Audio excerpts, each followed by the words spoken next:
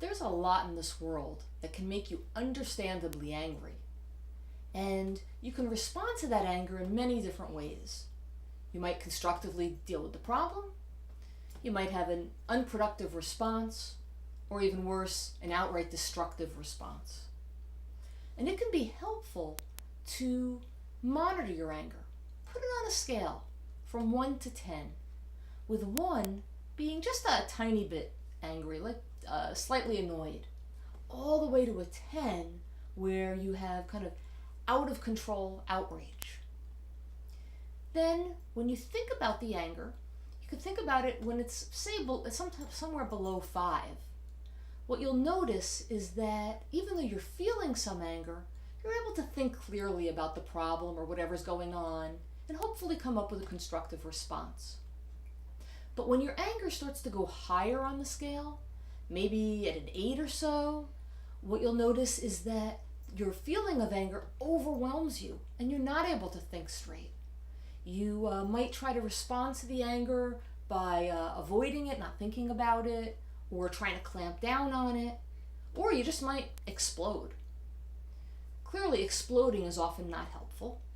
And when you try to clamp down on it or ignore it or pretend like it's not there, sometimes what happens is it builds up under the surface and then you feel like you explode out of nowhere. But of course it's not out of nowhere, it's been really growing. Or another thing that often happens is the anger leaks out, often without you even realizing it. It becomes what we call passive aggressive anger. And what that means is you're just passive. So maybe you're angry with a friend, they text you and you don't respond to texts. Or you find that you keep forgetting to get together with them when you've made plans. Things like that. It's your anger coming out.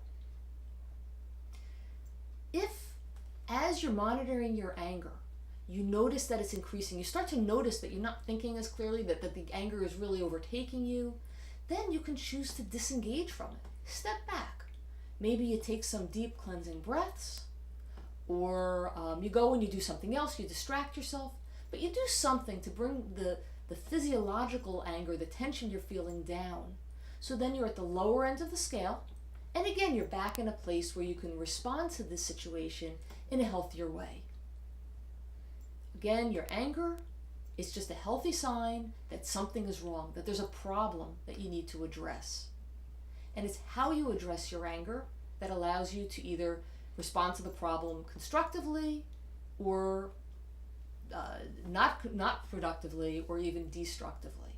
That's really up to you. If you have some thoughts about this, I would love to know your comments below. And if you like this video, please subscribe to my channel.